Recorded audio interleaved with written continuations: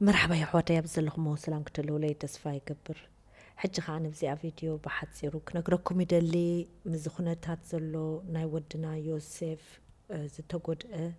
انتاي انت قبرنا يحايش إلى حتصير كزاربكم يدلي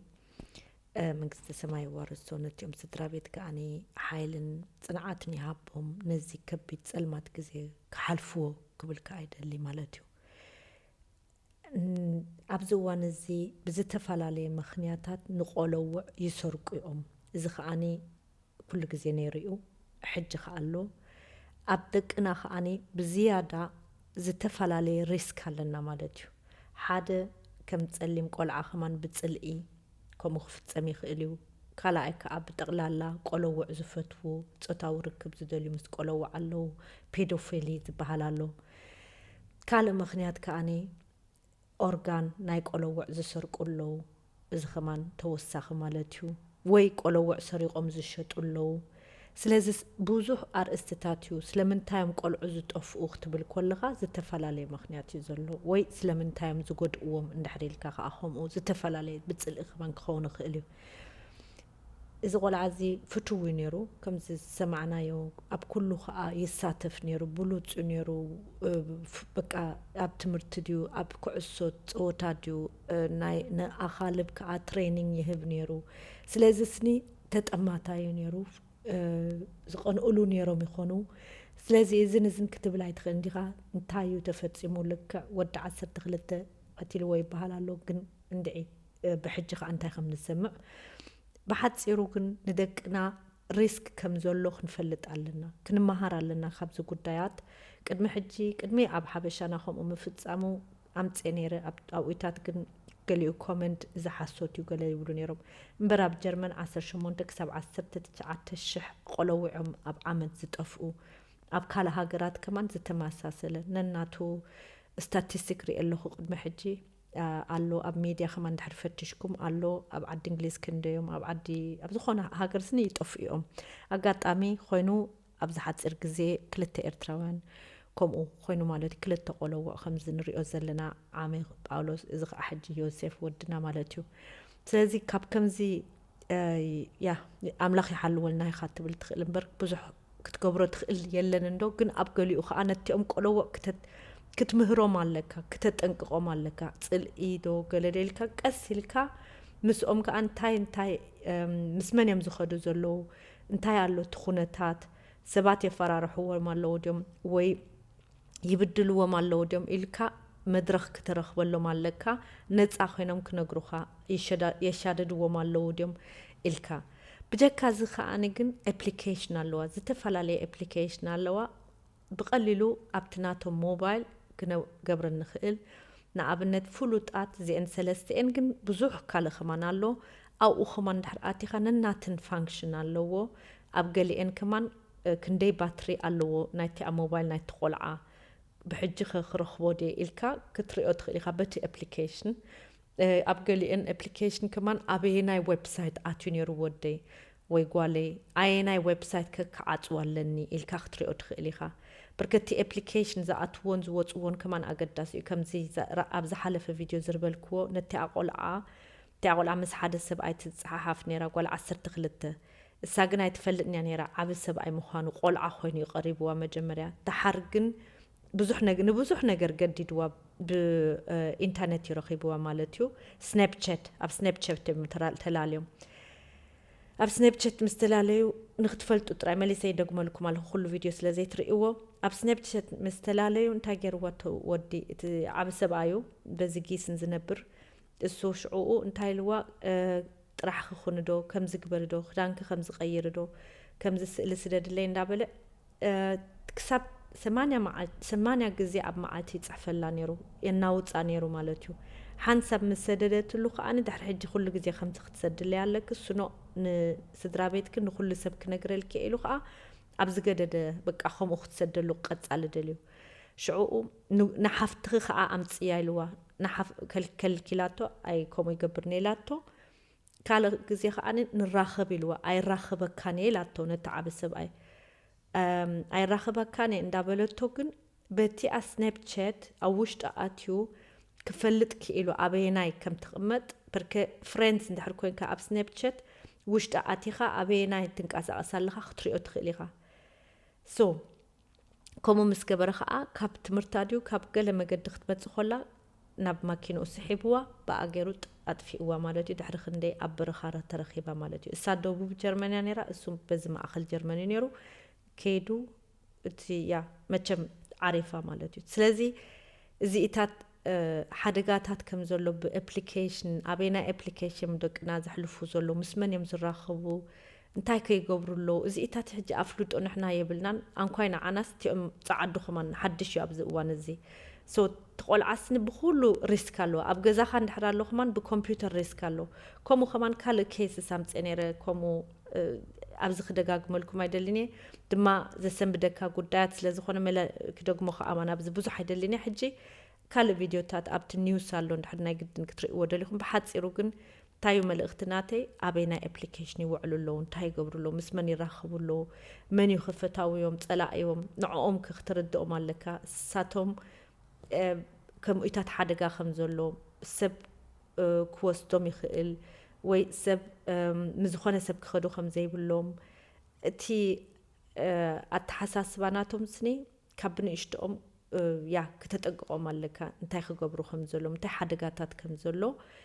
ከም ዝፈርሑ ዘይኮነስ ብጠቕላላ ግን ቁሩባት ክፀንሑ ከስተብህሉ ከኣመታን ማለት እዩ እቲአን ኣፕሊኬሽን ክነግረኩም እየ ሕጂ ንኣብነት ፋይንድ ማይ ኪድስ ካልእ እቲ ከዓኒ ላይፍ 360 ሳልሰይቲ ከዓ ጉግል ፋሚሊ ሊንክ እዚአን ጥራይን ዘለዋ ኖኖ መዓት እየን ዘለዋ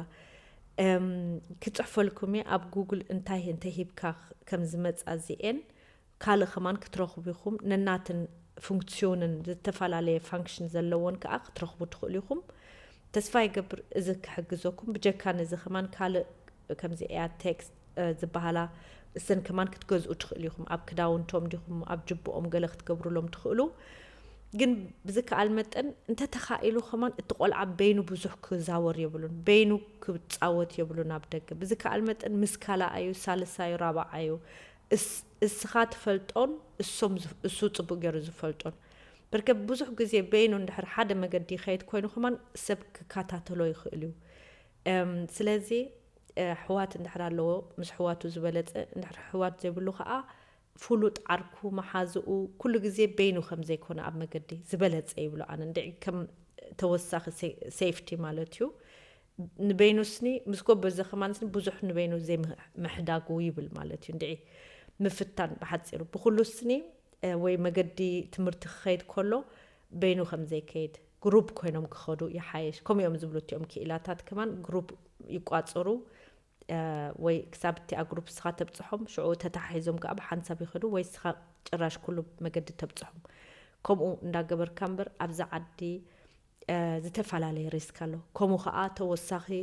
ኣብ ካልእ ቪድዮታት ኣምፅአ ነይረ ንሳኸማን ጀርመናዊታ ነይራ እሱ ዝያዳ ነዊሕ ገይሩ 2-3 ዓመት ገይሩ ኣሎ ኣብ ናታ ከምዚ ካራሜለ ዝመስል ኣብሊዖማ ገሊኦም ወይ ኣስትዮማ ኤክስታዚ ድዩ ገለ እዩ ነይሩ እዚ ኣምፌታሚነ ዝበሃል ድራግ ማለት እዩ ብኡ ጓል 12 ድያ ያ ጓል 12 እያ ነይራ ሳኸማን ኣብቲ ቪድዮታት ኣሎ ማለት እዩ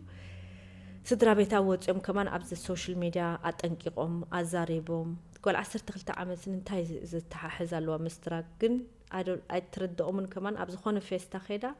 ኣብቲ መስትናታ ድዮም ገይሮሞ ኣብ ገለ ድዮም ገይሮሞ እሳ ከምኡ ከም ዘይትወስድ ርግፀኛ እዮም ኣጋጣሚ ኸማን ከምኡ ኢላቶም ነይራ ከምኡ ገሊኦም ከም ዝወስዱ ኣነ ግን ከምኡታት ኣይደሊን ክንጥንቅቕ ኣዚ በዕላ ተዛሪባቶም ነይራ ቅድሚ ናብ ነብሳ ምፍፃሞም ሕጂ እቲኦም ስድራ ቤት ኣብቲ ግዜት እንታይ ጠርጢሮም ፈሊጦም ገሊኦም ኣብ መስተ ገይሮሙላ ሶ እዚኢታት ከማን ከም ያ ሽዑ ሆስፒታል መስከደድ ኣይ ክረድእዋ ይከኣል ልባ ጠጠው ኢላ ማለት እዩ ሶ እዚኢታት ሪስክ ከም ዘሎ ክነረድኦም ኣለና መስተናቶም ንበይኑ ከይሓድግዎ ክጥንቀቑ ኣብ ዝኾነ ምስ ጎበዙ ኸማን ድሓር ምስ ጎበዙ እንድሕር ወፂኦም ማለት እዩ ተረዲኹምኒ ቅድሚኡ ከዓ ከምኡ ክትርድኦም ኣለካ እንታይ ዓይነት ድራግ ከም ዘሎ ከዓ ካብ 4 ዓመት ክትነግሮም ኣለካ ክተፍልጦም ኣለካ ገና እዮም ዘለዉ ክትብል የብልካን መቸም كم حبريتا إذا زمتسألكم زلخو بركة سلا أبت حبرتسبنا خمزيتات بزح زيلا مزخونتات كأصل زخيد زخونة حتى زلكم أبت حتى تصحفوا تخليكم نايزي ودنا بالطعم إنه كلاتنا تنكيفنا زلو and yeah I don't know تي أعد تسفاي قبر تي حاجة زد لي أختركب يا ناتا يا تايزبال كتكلو زو قداي بحتصيرو برك اللي لا يكونن نوي حاجة برتنا أبنت نساء زيتات كله اختفلت أيتخلني حجنا أبنت نايز قول آخر من زت حساس بني شتسن فعين نيرو شتسن فعين بساعد خا اتيوم بقى شو زبلو جرمناوين زخدلو ترايو درجة اختبلو تخلي درجة وضع تنياتا تاو يلون by the way حجي نحنا بز عدي زعبنا نفلت أنا شتسن فعين تاي خمس خونة سخاتكم جن عتفلت ونيهم تمحبر نبعلو سوسني شو زبلة بهلاوي ناي بهلوم Gebräuche Traditionen بقى تي ناتهم شو زبلة ناي جرمن مذكرتا تي ناتهم tradition مبقو أزم تازمال يا كاب generation كتحلال فلو زت بحال محبري مبزحتو كزي حج أو أنت هلو ناي كستاي محريهم بشجوت انتاي كتقبر كم تخيل أزوزي بشجوت سني كم يجر كخم تتوكس كلمة قالوا عارفك أدلهم ندو كم عصر شديش تجلجن نحر تمرميركا بقع حسيبه مخا كمهرو خاي خليهم حجي أبز الشوتس نفعينه حق حيش كلاتهم أيت عياتين كتب لها يتخلني غا جن بوزوح جزء أو أوز عتوز وتو سبات كمور كم زي ريحت يوم زبحالو لو مبزحتهم كتب لهم كمان كبيدي كم مكتب كمان عايفك أدني بحد صيروا جن بوزوح قالوا انتاي بحال تيوم أنصار أزو زيوم يمان زخونو يمان also rechts gesinnte يبحالو زيوم يا ما زين وضعتنياتات بوزوح زي فتو وي عدنا بسنك وضعتنياتات كم زخونو وضعتنياتات يوم بديلهم من عدنا إذناتنا tradition يتأفى على بسنك وضعتنياتات زبلو علو أو علو كنديو كميتاوي كبلاي كأني جن كم أب كله حبرة سبال لون يوم بتقل الله خمان جن أو أخ أب زيادة علو يبحال بجمت مالتيو بوزح جزي خمان ساتهم كم أمز عمسلو سبات سلمنتها ويعطون دحريلكا نتي شجود سل لايسنس كمتهم كوهابو لايسنس كلايسنس كرخبو بركة شجود سخانة سبك حزاي فك أدلوني عب جرمن سلازي دماغ مرمرة تكبر لك مرمرة تكبر لك مرمرة خبلك خلوه خاني بقعتها لك ديو انتهي خا قليلهم يفقدوا لك مالتيو سلازي حجي زي اتات كمان أفلوت كلونا له ودنا نبي زخيد نبينا محبر زخيد زلو انتهي عينة سبات له أو إلك خمان بعل خخت اللالي ولك نتي تخدو زلو مستي أمز أتوز واتس زلو كمو خاء أب كال جزاتات كحدر كله ودخادي قال كاديا تيوم جزا كميوم كتأمنهم تخيل دخا نعبنت محدار دق خاب كال بزح أبز وانا زي أي مرتني بحد صيرو بركة بزح خات سمعنو أو كحدرو كيدوم انتي تفلت انتي خمس قبرتو أبو وياد تردي هوني بغلت يشارك خم إيتات زلو ندق نقولوا كم زي مشالكم قالوا خم إيتات بحد صيرو كال خبر هم تصير كم أوز تفت مك حدري لهم زخدو شو كم زي دقم كم أوز قبر مالتيو حجي بحد صيرو زي شوتسن فعين مبزحتو جزي تشوز بلو جرمنانيم حج يفتونون اليوم حج كمان تايبلو لو أم بقدم زي فيديو مسرحي مور كمان وضعتنياتات انحرقات يوم سني دسي بلوم متان مستي حبرة السب مالتسني تي ناتهم بحل كمان سنتي وضعتنياتات سني include كجبروهم جن traditionally مور ورا قليهم أو أزلو totally أنصار وضعتنياتاتهم زيتا تفلت أخ أخلونا كلاتهم أو أزلو أنصار وضعتنياتاتهم أيبلني زلو جن بزح جزء اللو خمام عينة سبات كتبلت خليها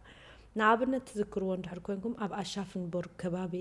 ቅድሚ ሕጂ ንሓደ ኤርትራዊ ካብ ማኪና ኮይኑ ብሽጉጥ ንሓደ ዓብ ጀርመናዊ ሃሪምዎ ምሽ ትዝክርዎ ቅድሚ 4-5 ዓመት ይገብር ኣይዶን ነው ዝያዳ ኸማን ይገብር ኖ ዝያዳ ቅድሚ ኮሮና እዩ ነይሩ ኣፀቢቑ ቅድሚ ኮሮና እንድሕቲዮም ትፈልጥዎ ፀሓፉ ላይ ኣብ ታሕቲ ኣብ ከባቢ ኣሻፍንቦርግ ነይሩ ያ እሱ እንታይ ገይርዎ ሽጉጥ ገይሩ ሃሪምዎ መስኪናይ እንዳኸደ ከሎ ማኪና ከሎ ኣብ ማኪና ኮይኑ ሕጂ እሱ እቲ ሰብኣይ ኣብ ከምኡ ሽትስንፈዓይኒ ነይሩ ካብኡ እዩ እቲ ሽጉጥ ተዋሂብዎ ትረዲኹምኒ ከምኡ ከዓ ክንደይ ከምኡታት ከይስስ ኣሎ ስለዚ ኣነ ሕጂ እንድሕር ምናልባት ደቅኹም ኣብ ከምኡ ኣለዉ ክኣትዉ የብሎም ረጅስታ ትግበርዎም ኣይኮንኩን ዝብል ዘለኹ ግን ንክንፈልጥ ኣለና እንታይ ዓይነት ማሕበር እዮም ንሳቶም ከይድካ ከዓ ክትላለዮም እቲኦም ገዛ እቲኦም ሰባት ኣብኡ ኣባል ዝኾኑ ክትላለዮም ኣለካ ብርከ ወድኻ ወላ ሓደ እዚኢታት ክፈልጦ ይክእልኒ ቆልዓ እሱ ንባዕሉ እስኻ ግን ኣብዚ ተቐማጢ ካብ ዝኾንካ እንታይ ዓይነት ማሕበር እዩ ዝኸይድ ዘሎ ወደይ ኢልካ እንድሕር ከምኡታት ኣንፈት ርኢኻ ከዓኒ ይትረፎ ኣብኡ ምክያድ ናይ ኩዕሶ ማሕበር ጥራይ ይሕሾ እትፈዓይን ስለዚ ከም ዝረኣኸ እዚ ቆልዓ ከዓ ኣብ ኩሉ እዩ ነይሩ ኣክቲቭ እዩ ነይሩ ብጣዕሚ ናይ ኩዕሶ ብሉፅ ተፃዋታይ ነይሩ ኣብ ትምህርቲ ብጣዕሚ ንፉዕ ነይሩ ቅዳማይ ኣብ ትምህርቲ ነይሩ እዚ ክስታይ ነይሩ ሓላፊ ነቲኦም ካልኦት ቆለውዕ ዝምድቦም ሽፕሬሻ ክላስ ንሽፕሬሻ ይበሃል መብዛሕትኡ ግዜ ክልተኦም ዝምረፁ ዓመት ካብኦም ነይሩ ከምኡ ከዓ ኣብዚ ሽትስንፈዓይን ነይሩ ክዳውንቲ ኣዚዝናልካ ዝኣዘዝናልካ መፅኡ ኢሎም እዮም ፀዊዖሞ ከምኡ ከዓኒ ናይ ኣኻልብ ትሬና ነይሩ ኣኻልብ ትሬና ነይሩ በቃ ኣክቲቭ ነይሩ በቃ ፉል እዩ ነይሩ እቲ መምህሩ ከማን ተዛሪባ እንድያ በቃ ከምዚ ቆልዓ ሪአ ይፈልጥ ብሉፅ ቆልዓ እዩ ነይሩ ኩሉ ጠባዩ መስሓቅ ሰብ እዩ ነይሩ ኣብ ክላስ ንሕደሱሎ ኩሉ ግዜ ሰሓቅ ኣሎ ገለ ዝበሉ ነይሮም ስለዚ ስኒ ተጠማታይ ነይሩ ክትብሎ ትኽእል ኢኻ ከምኡ እንድሕር ኮይኑ ወድኻ ከዓ መብዛሕትኡ ግዜ ኣሎ ፈተዊኡን ብዙሓት ፀላእቲ ከዓ ክህልዎ ፍሉጥ እዩ ተረዲኹምኒ ሶ እዚ ድዒ ቁሩብ ነቲ ኩነታት ክርዳኣና ድማ ክንመሃረሉ ማለት ስኒ ያ ካብዚ ጉዳይ ስንታይ ክንመሃር ንኽእል ከም ሓደ ሕብረተሰብ ኢለ ኣምፅዮ ተስፋ ይገብር ክሕግዘኩም ወይ ዝኾነ መሃሪ ክትረኽብሉ ዝኾነ ሕቶ እንድሕር ኣለኩም ኣብ ታሕቲ ፀሓፍዎ ተስፋ ይገብር ከዓ ጠበቃታት ድዩ ገለ ክህልዋ ነዚኣ ዓዲ ከምኡ ከማን ሓገዝቲ ኣብ ጎናኣ ክህልው ያ ከምዚ ዝሰማዕኽዎ ያ ዝሓለፈ ዓርቢ እዩ ቅብሪ ነይሩ ያ ስለዚ ኣይሆፕ ኩላትኩም ኣብ ጎናኣ ዘለኹም ጥቃኣ ዘለኹም ዝኾነ ሕቶ እንድሕር ኣሎ ከዓ ኣብዚ ፀሓፍልና ኢኹም ከምኡ ካልኦት ከዓ ክሕግዝዋ ትደልዩ ክትሳተፉ ትደልዩ በዚ ኮመንት ሴክሽን ንራኸብ ክብለኩም ይደሊ ተስፋ ይገብር ከምዚኢታት ከይድገም ከዓኒ ካብዚ ክንመሃር ዝኾነ ሞር ክንጥንቀቕ ኣለና ማለት እዩ ያ ታንክ ዩ ሰስናይቱም ንልኩም ባይ